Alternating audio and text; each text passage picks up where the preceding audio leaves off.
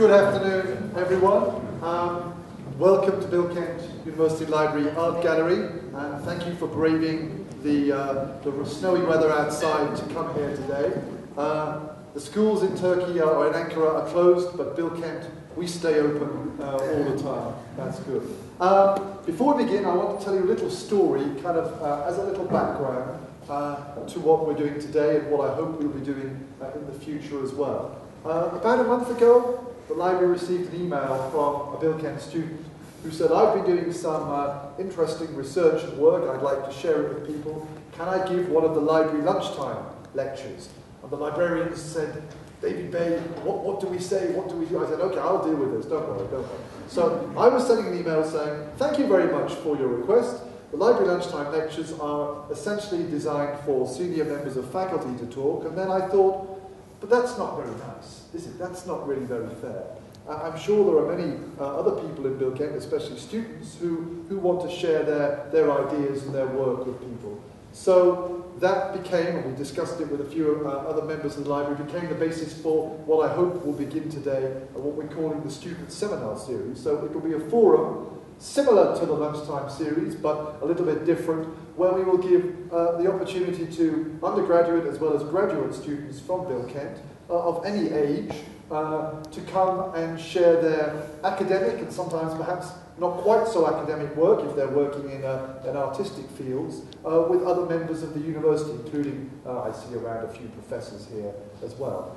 So that student, the person I mentioned at the beginning, is our friend and speaker today, Mert ÖNAL, from the Department of American Culture and Literature, and he's going to speak to us about neoliberalism, equality and crisis, how the American dream turned into a nightmare. We will hopefully be finishing, I mean, we started a little bit late, we should be finishing by 1:30 because some of you may have classes to get to at 1:40. So, and I hope we'll have a little time for some discussion at the end. So I will stop there. Please make sure your phones and other devices are switched to silent mode or switched off so we don't interrupt Mert's flow. He has told me that he recently was suffering from a little bit of a cold. So if we can all have our ears working extra strong so that he can broadcast his voice as effectively as possible, that would be appreciated by him. Okay, Mert, you can take over that. Thank you.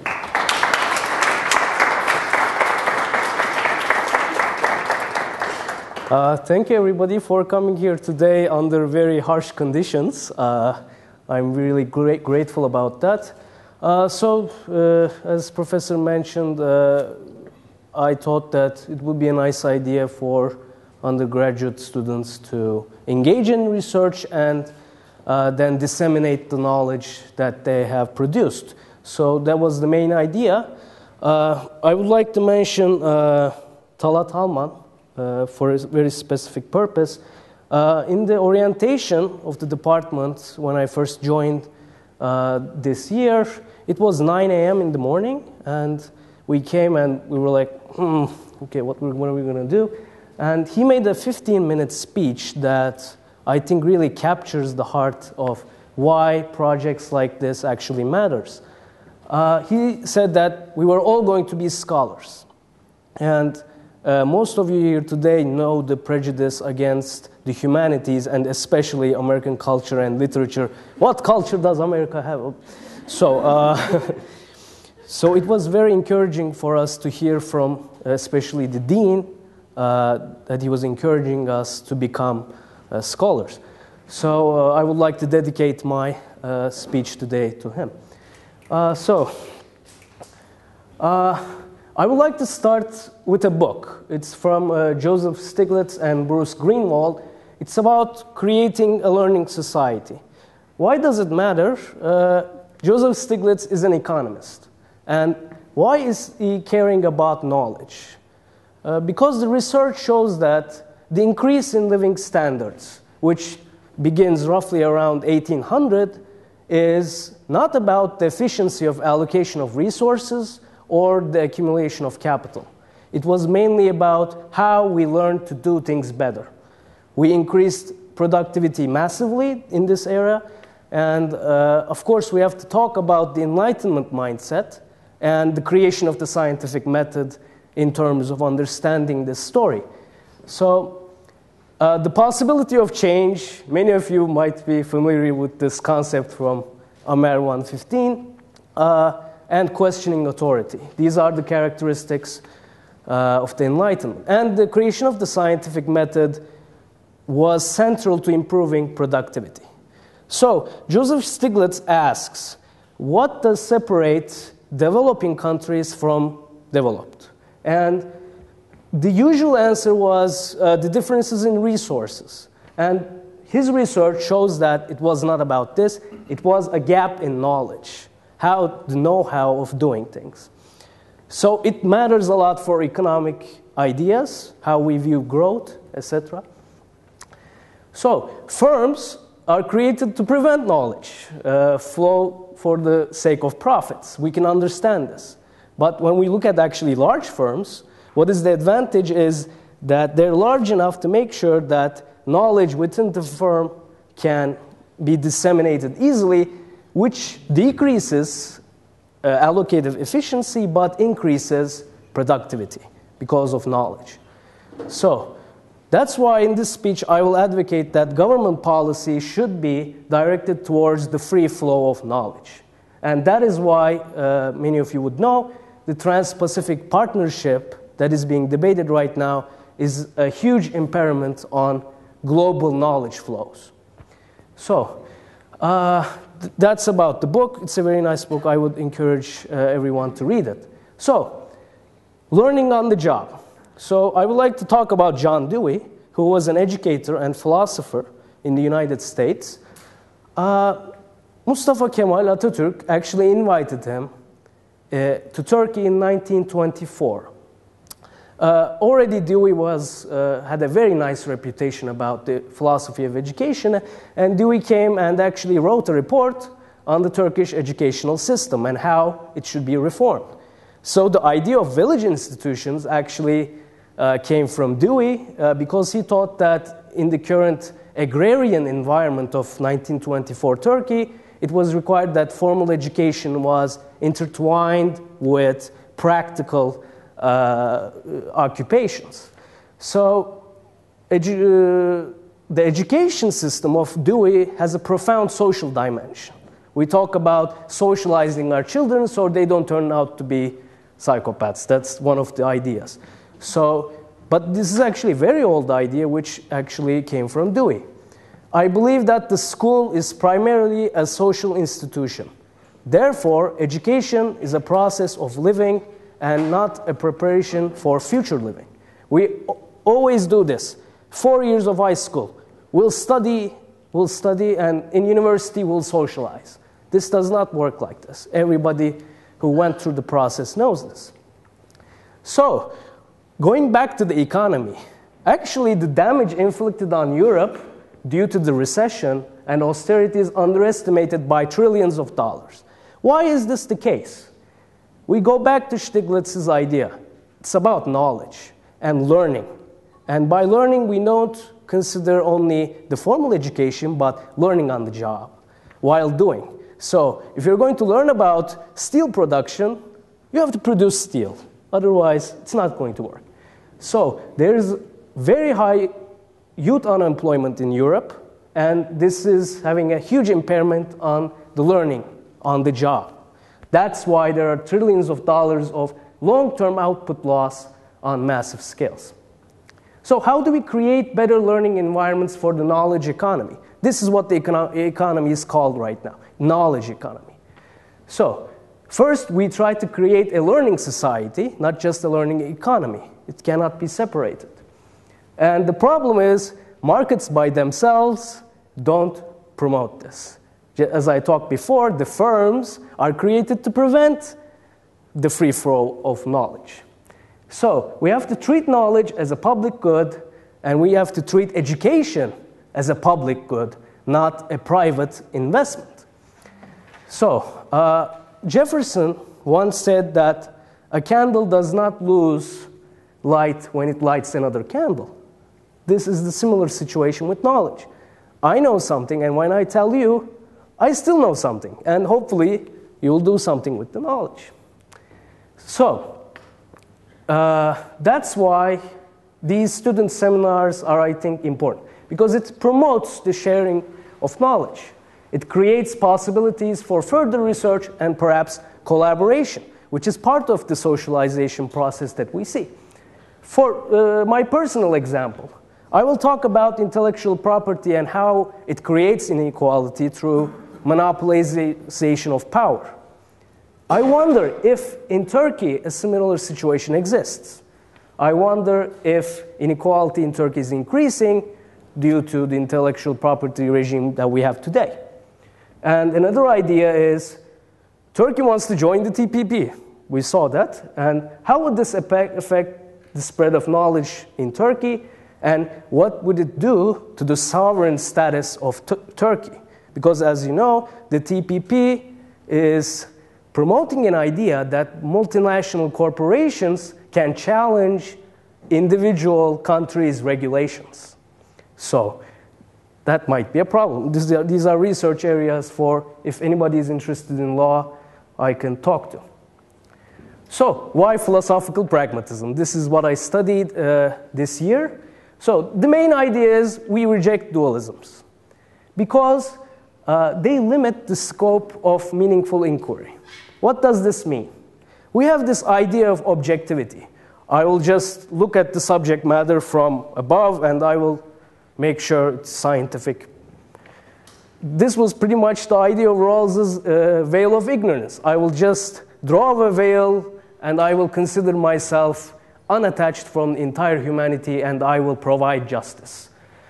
It's not going to happen. So, what we'll try to promote here today is a different kind of objectivity. On the epitaph of C. Wright Mills writes, I have tried to become objective, but I do not claim to be detached. This is an important point. Other dualism that actually is a problem is emotion and reason. Emotion is here, reason is here. Modern psychology shows us that this is not the case. In order to have a functioning reasoning capacity, your emotional center needs to work well. If it doesn't, the example that Jonathan Haidt gives, a psychologist, is someone has a problem with their emotional center. They ask him, would you murder your parents?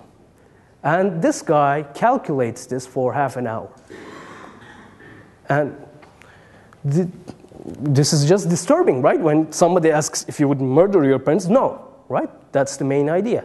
But if your emotional center is not working, your utilitarian calculus, which is terribly inefficient, will decide in half an hour that it depends.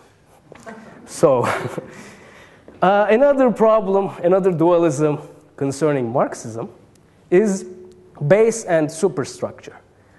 As you will see, income inequality is the perfect example where this dualism actually collapses. You cannot talk about the economy without talking about politics and culture, basically. So, I had a John Dewey quote. So why is this important?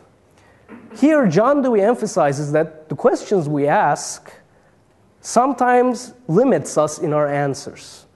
For example, the size of government. Should it be small or should it be big? The question that I will try to answer is, who should government work for? Because it provides us with a practical question, not a metaphysical small government, big government, which is better. So that's what we get from philosophical pragmatism. So we came to neoliberalism at last. So there's this common conception that neoliberalism started with Thatcher and Ronald Reagan. I will challenge this idea because what we see is that the intellectual foundation of neoliberalism was already there. What were these foundations? One of his, Milton Friedman, Neoliberalism and Its Prospects, 1951, and the conservatives from Russell Kirk, who had been influenced by Edmund Burke, John C. Calhoun. So, conservatism on one side and economic liberalism on the other. What did Thatcher and Reagan do? They forged an alliance between these. So that's the main idea we should get from studying the 1980s. So, what we see in these last 3 decades is a focus on private morality, what you should be doing in your bedroom, while we're ignoring public morality, what we call hard corruption or soft corruption, which I will focus in this talk. So it is important to note that it was a process that started in the 70s. It's essentially a backlash. A backlash against what? So the environmental movement in the 1970s actually was a large success. They made Nixon sign things that increased the power of the Environmental Protection Agency. So what we see is that the Powell Memorandum, 1971, an attack on the American free enterprise system. So the source of this attack was actually the environmental movement and some other consumer protection movements. So these guys, Powell, who became a Supreme Court justice, talks about the respective elements of society becoming anti-enterprise. And he lists college campus, politicians, literary journals, and media. And yes, in the past, the media was a respectable element of society. So by the 1980s, neoliberalism had conveniently positioned itself in universities, think tanks, the media, the Chamber of Commerce. But what we see is that they were most effective in the business schools. I will talk about why this is important. Because the business mindset that we see until 1980 is that the stakeholder, we are all in the same boat. So sinking the boat is not a good idea. But it was replaced by a very short-term, a very narrow view of capitalism based on quarterly profits. Our quarterly profits went this much. The economy crashed. Oh, well. So it's not a very productive vision in the long run. And the 1970s provided a very fertile environment for backlash. Because of the oil crisis, because of riots, because of Vietnam, there was political disillusionment and stagflation, the biggest mystery of economics even today. And it is sometimes called the end of the golden age, the post-World War II era, where we saw a nice society. I'm not going to say wonderful, and I'm going to say that although my talk talks about the American dream, it never existed. It's just for the purpose of this talk. So I'm going to skip over Reagan, because everybody knows the Reagan administration. But there's this conception that the Clinton era was a wonderful era, wonderful economic growth, no significant blunders of foreign policy. So people actually skip over Clinton when they're talking about inequality. But today I will try to challenge that idea. So I like to mention that I'm not targeting Bill Clinton as an individual. He might be a nice guy, but his political position was very problematic. What we see today, the Republican obstructionism in the United States, which actually takes the government and the country hostage, actually happened in 1995, when Gingrich became the Speaker of the House, Newt Gingrich. And he actually shut down the government. So after that, Clinton had very little breathing space to enact any kind of reform. So I'm not exactly blaming him, but I would like to mention what it did to people who actually served in the administration. This is important. Larry Summers. I looked at this article in 1991, planning for the next financial crisis. And it's an excellent read, very accurate description of the 2008 crisis. I said, wow, this guy saw it. But then after joining the Clinton administration, his words of caution, of policy, they were gone. So what does this tell us? It tells that even if sometimes you have the best economic minds, the political might will usually have its way. Consider the central bank arguments in Turkey today. So, I will argue that ultimately the financial crisis and the trends in inequality have roots in US public policy. This crisis was not due to externalities. This time there was no oil crisis. So what happened to Larry Summers that he suddenly shifted his mind? Well, it was because the government was shut down. And if you didn't do what Newt Gingrich actually said, you're going to face trouble. So Summers became a strong advocate of financial deregulation.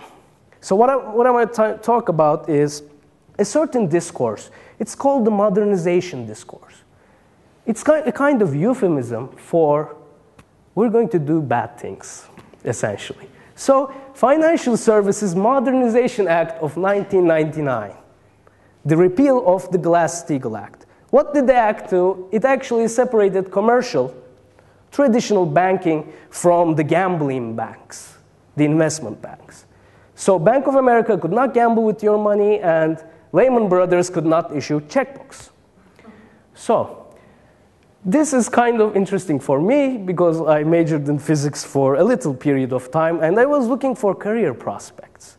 And what I saw was a very huge percentage, 40% of physics major graduates go into banking. And I said, why? Banking is not a nice thing. So what do we see?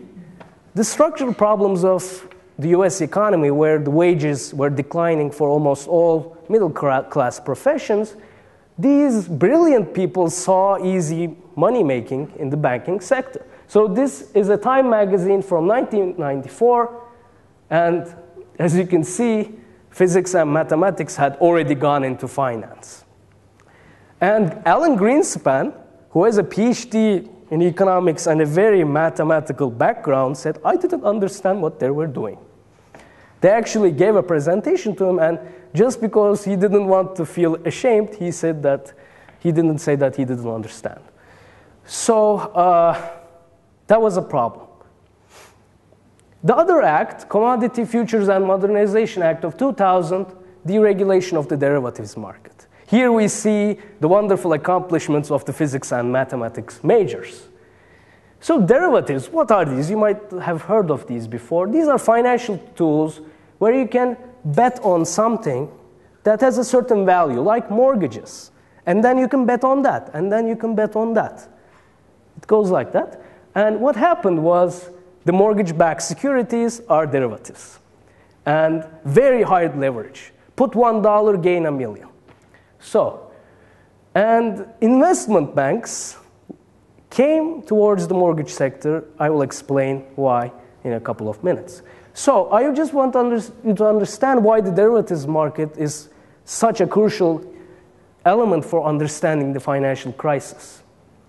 Before the financial crisis, the derivatives market reached a volume of $560 trillion. And the total GDP of the world at that time was 60 trillion. So you might see why that was a problem. But the interesting thing is, today, after the financial crisis, we see a $700 trillion derivative market. And even worse, we have 4 banks instead of 5 that use these financial instruments. So the problem of too big to fail has gotten bigger. And the United States, I like comparing the United States and Turkey for a reason. So many ridiculous things happen in both countries, and our responses to these ridiculous things are even more ridiculous. So the Volcker Rule, which was part of the financial reform program, said that you're not going to do this anymore, financial people. You're not going to do this anymore. And they managed to postpone this rule year after year after year. And this year, in 2015, it is extended again. And in 2016, if a Republican president actually comes, it will be extended forever. So, a bit of economics. The economic counselor, Olivier Blanchard, basically says people never thought of financial regulation as part of macroeconomic policy. Well, he was wrong. Actually, in the past, people thought that financial regulation was part of macroeconomic policy. We see this from Adam Smith and even from Milton Friedman. This was just common sense. Banks and macroeconomic policy, these should go together. So that's why part of the New Deal was to make sure that these banks did not go into these risky businesses. And they created deposit insurance, for example, to prevent people from taking away all their money at once. But we will see that this deposit insurance will not save the 2008 crisis. So I'll talk about the great complacency and the financial crisis, where we see economics as the main actor. So this is Ptolemy. His models, astronomical models, assumed that the Earth was the center. But when he looked at the sky, it didn't match with the theory. So he added epicycles, these absurd circles that try to fit the theory with observation. And what we see in mainstream economics are two assumptions: the rational consumer and the perfectly informed consumer. These were just like putting Earth into the center. So let's talk about the great moderation. In 2014, Bernanke came out and said, we have solved the problem of financial crisis. And what was the evidence? The evidence is here. This is United States GDP growth. Here you might see large fluctuations. And in 1985 and 2005, the fluctuations go smaller. Oh, we've solved the financial crisis. So what doesn't this graph show is the main idea of this talk, actually. Real median household income. It's the average person's wages adjusted for inflation. It's stagnating. And while we see the top 1% gaining a lot of income, we see this flat line. I would like to emphasize this because this flat line will come up one more time. And US household debt. Because wages declined and people had to keep a certain standard of living, they borrowed. And here, homes became piggy banks, essentially. They put it as collateral in order to gain more credit when they went to the bank. And what we see is household debt from mortgages and total household debt have a parallel increase, and eventually this will burst like a bubble. So, some have referred to the crisis as the perfect storm.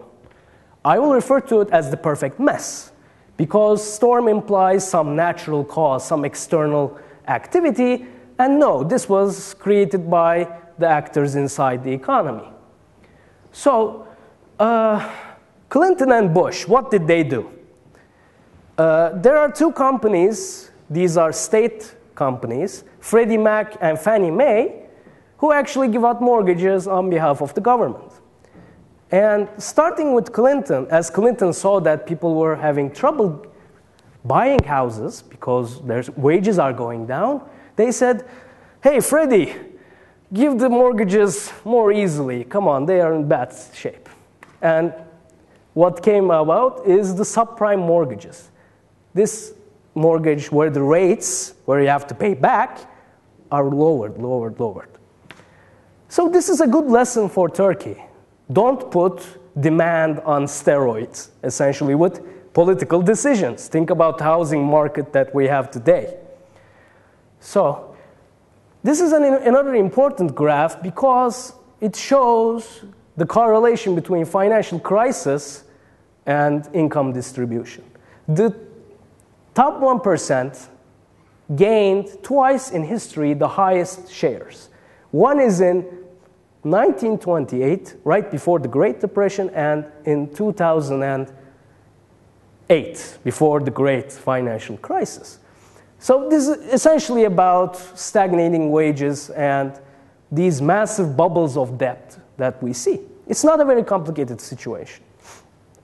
So, I'm taking an economics class this semester. I wish I had taken it earlier.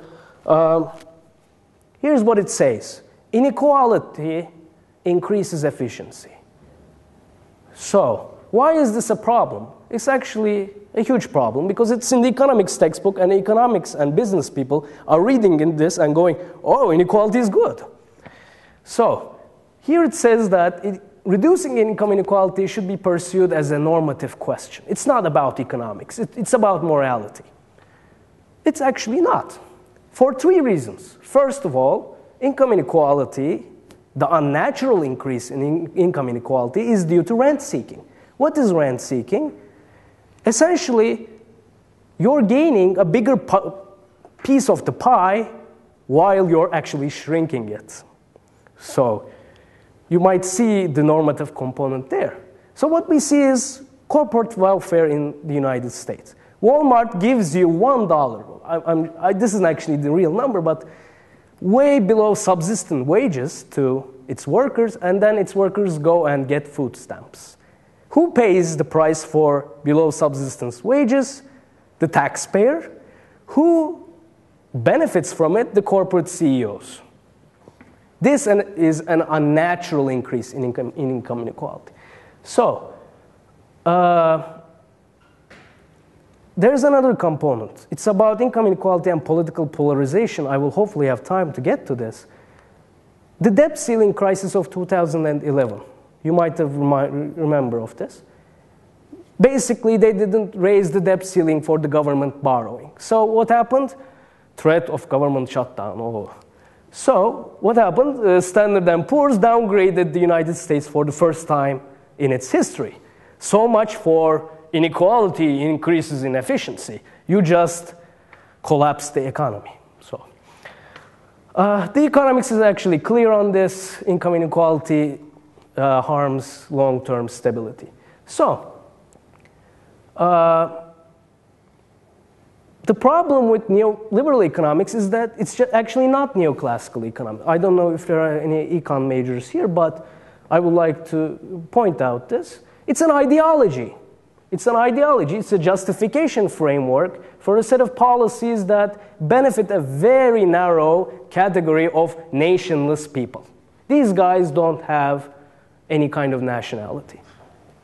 So this is important. Inequality and political polarization in the United States. Why is this important? Because Apple, we like Apple, we have Apple iPhones. What is this guy saying? We don't have an obligation to solve America's problems. Our only obligation is making the best product possible. This is the excellent representation of the new business mindset that differs from the 1950s and 60s. These guys don't care. And what I will argue that these guys are not actually bad people. People respond to incentives, and the incentive framework in the United States is towards making you a very bad person. So, income inequality and political polarization. 2014, a study, the blue line is income inequality and the red and green are political polarization. You might see a very strong correlation. Why does this happen? Well, it's basically about economic power translating into political. And what happens is the tension actually benefits this very small portion of people, because while everybody else is talking about the piece of the pie they're going to get amongst themselves, nobody is thinking about the pie that the other small people are getting. They're fighting amongst themselves with this small. So I told you that this line was important. This was a stagnating wage line. Why is it important in this context? Another study, 2014, shows how public policy and actually people's preferences correlate. We don't matter. That's pretty much the conclusion, and economic elites matter a lot. So we have formal political equality, but it means less and less because there's this de facto political disenfranchisement. We can get together in this auditorium and talk about inequality all we want. It's not going to affect the overall situation. So there's this concept of the sting of inequality. How does inequality affect different parts of the society? It's basically about healthcare, education, campaign finance, and politics. How does it affect healthcare? Before Medicare passed in 1965, the elderly were at the mercy of insurance companies. And when Sarkozy, the right-winger of France, came to the United States, he said that, welcome to the club of states who don't turn their back on the sick and the poor. So the American right wing can be understood how much radicalized they have become. So a question, what does the US, Israel, and Turkey have in common? Actually a lot. We have this very strong conservative vein, but what else do we have? Among OECD countries, only Slovenia, Turkey, Israel, and the United States favor socioeconomically advantaged schools with access to more teachers. So in the case of the United States, we understand this because education system depends on local taxes. So if you have a good neighborhood, you will have a good school. That's the problem for the United States. But what do we have in Turkey? We have geographical segregation. We don't have economic resources or the know-how in some parts, especially the eastern parts, to provide actually the poor students with good education. So, as time is running out, I think I have described the situation in the United States, and there are a lot of resources that I can share if you want to talk this about more. I would like to talk about Turkey. So I'll just pass through. Okay. So Turkey hasn't been feeling well for the last 8-9 years. This is an inside joke within the department. So income inequality in Turkey. Between 2002 and 2007, we did very well. We reduced all kinds of inequality. After that, we're stagnating or maybe increasing. So, rent seeking in Turkey. Why did we do well between 2002 and 2007? Because we had a financial sector, which we controlled. There were no gambling. There was practically no derivative market. So that was one thing. And the second thing is we did structural reform. What is structural reform? It's education, infrastructure, the justice system, which I think is being omitted in many arguments. If you don't have a good justice system that you can actually count on, then you're structurally deficient. So we did well until 2007. Then what we see is the interest incomes rise sharply after 2007, and this creates inequality because of land. When people gain resources from land, they invest in real estate, which they collect interest later on. So I'm going to talk about the interest rate argument in Turkey today. We should lower the interest rates, no investment, no entrepreneurship. So actually this is false. Interest rates falling actually increased inequality in the last few years because of the thing that I just talked about, the interest rate, incomes, and the unequal distribution of land. So the conclusion is government policy should not focus on interest rates. It's circumstantial. Sometimes it will help, sometimes it won't. What do? You do structural reform, which is the thing with the government. Government should be doing this, but we're talking about central bank as it had this magical stick which can solve everything. We had the same situation in the United States, actually. Uncle Alan Greenspan, or Uncle Ben Bernanke, could solve all our problems. Uncle Erdem, there is a similar expectation. So I'm going to talk about Turkey a little bit because counterintuitively, it's increasing inequality. We should think that Turkey was for the lower income people, right? But no, the actual design of Turkey is actually favored towards the wealthy because of access to credit. That's why the Turkey system actually increased increased inequality. The tax system, this is important. So Sweden is the orange line. We see a Gini coefficient here. This is the coefficient that measures inequality. It dropped after tax rates massively. You see this, and very low inequality in Sweden.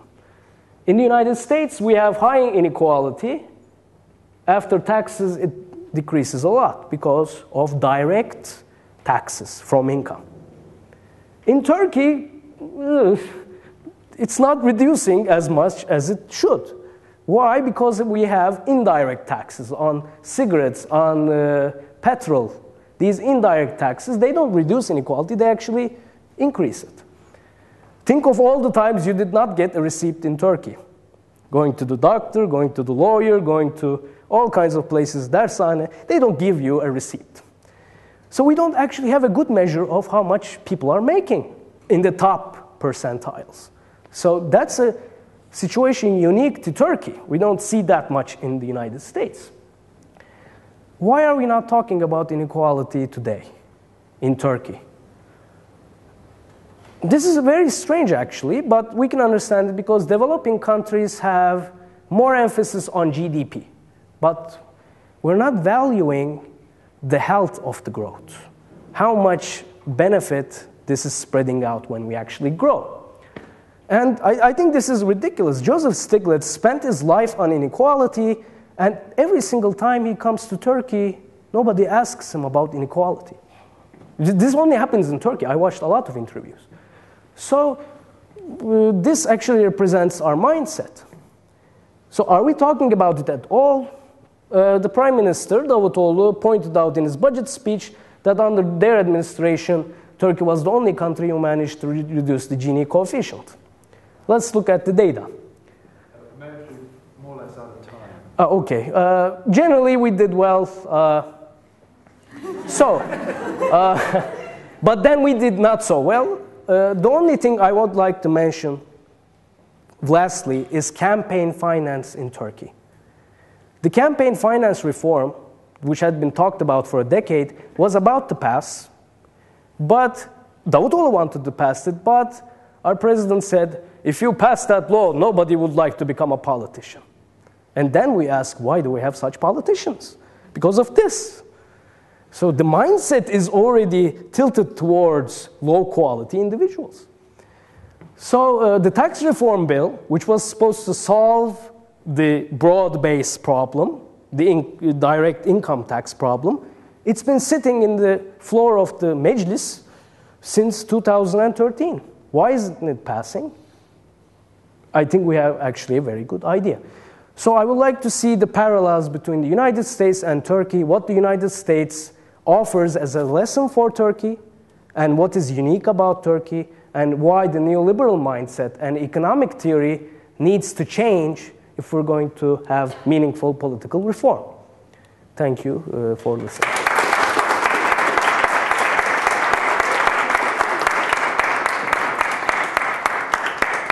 As I said, I had to interrupt Mert towards the end there. We are more or less out of time. So if anyone has a class, then feel free to depart. But I'm sure we can squeeze a little bit of discussion or whatever at the end for those who can stay. So does anyone have a comment or a question for Mert? Or has he covered everything in that very full and detailed presentation? Yes, definitely. First, I'd like to thank Mr. ÖNAL for a great speech. It's good to have such lectures in the library, and I hope it will continue with some other students. I would like to ask about the information sharing. You said that we should share our all information. It will be open to everyone.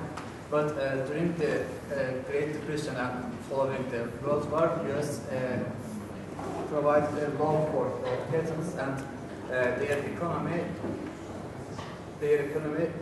started to improve with the policy. The Soviet didn't do something like that, and they started to collapse. They couldn't manage with American improvements such as NASA or Hollywood and McDonald's, even other things like that.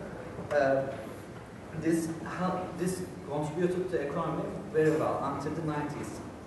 I think in the 90s there is some ethical issues in the economy. People started to corruptions, and that affected the economic system. Do you think that it's the economical system's problem or the ethical problem of the crisis 2008 and the 90s?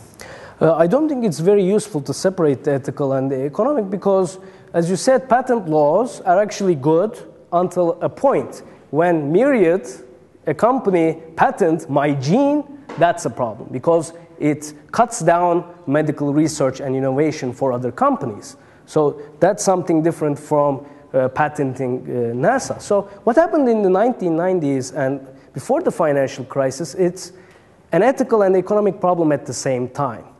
I mean, as I said, demonizing the corporations is not going to get us very far. They respond to incentives. One incentive is when a company goes bankrupt, who gets the first payments after the guy gets income? Derivatives, not consumers. We don't see this in student loans. The big corporations can just discharge loans at their will because they're too big to fail. So the ethical argument and the economic incentive framework is actually very intertwined. So addressing them separately is a problem. But as I said, there is an ethical issue where the business mindset changed from we're all in the same boat and I'm flying above the boat. So I don't really care what happens downstairs. So there was a radical shift in the 90s, as I pointed out. So that's pretty much what we saw. Anyone else? Another question? Yeah. I had a question about, because I thought your analysis was really good, but I had a question about your solution. I mean, so you kind of started with this notion, it seemed like you put, rightfully, I think, emphasis on education in terms of the knowledge society as being crucial in terms of solving this problem. But then by the end, that was kind of there, but it seemed like the ultimate agent of fixing this problem was government policy, right? With some sort of governmental reform. And I'm skeptical that that is possible. I mean, because when you mentioned, one of the questions I had when you mentioned political polarization was how is that measured, number one? Because from my perspective, this political polarization in the US is a kind of fake argument in the sense of the American government since the 70s, especially the 80s, has essentially been captured by financial interests. And so just from a purely realistic standpoint, what is going to motivate the national government in the United States? And there's a somewhat similar thing in terms of Turkey. It's going to motivate them, first of all, to make these reforms. I mean, ordinary people have been disenfranchised of any sort of power politically. Because, I mean, I think looking to the state for reform to fix some of these problems, when you take into account financialization, which was a big part of your talk, without one thing I think that was missing, structural economic changes. I mean, you talked about wages, right? But one of the things that are similar between the US and Turkey, just to give an example, is in terms of growing inequality. So Turkey is the third most unequal country in the OECD, and the US is number 4, right? And this has increased over time. For example, union density in both countries has plummeted since 1980 from between 20 and 30% to less than 6. So I don't know how you address, while in theory I think creating knowledge and educational systems is a good idea, how that will actually happen in today's context is problematic, with the ultimate point being, should people who see neoliberalism as a problem channel their energy into pushing for national governments to do something, or should it be put somewhere else? Yes. So the structural problems, the unionization problem is very important. I couldn't address it due to time constraints, and I think it's fairly known that. But I would like to, I wanted to highlight the underlying ideology that led to the unionization, and that's the business mindset. I mean, previously in the United States, labor and the employers actually came out on a consensus. I mean, the Cold War obviously had enforcement on that, but they managed together pretty well. Then the neoliberal mindset, which was a result of the changes in the economy and changes in politics that I talked about, then we saw the deunionization process. That's why I couldn't really talk about it. I just wanted to talk about the underlying ideology. In terms of solutions, yes, maybe I should have put knowledge economy in the last because there are prerequisites for this. So structural reform, the disenfranchisement, what does it take for reform? Crisis. Well, that's what we saw in the Great Depression. And the crises that we saw during the Progressive Era that Theodore Roosevelt took very personally and made sure business interests didn't crowd out the people. So crisis and problems increase and the possibility of solution increases. So financial interest has taken over Congress. Yes, that's a problem. How do we change it?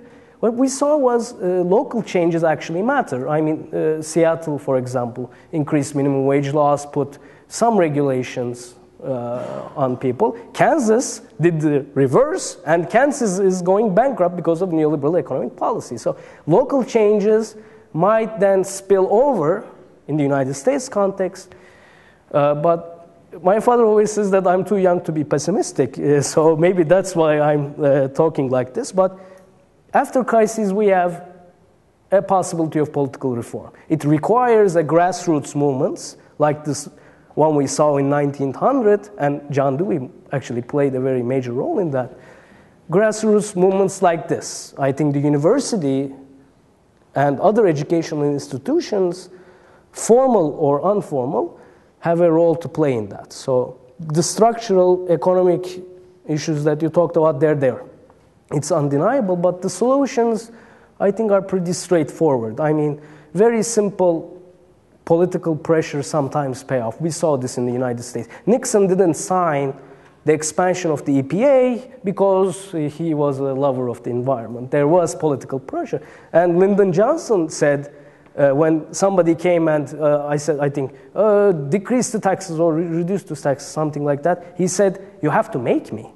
So that is the United States context.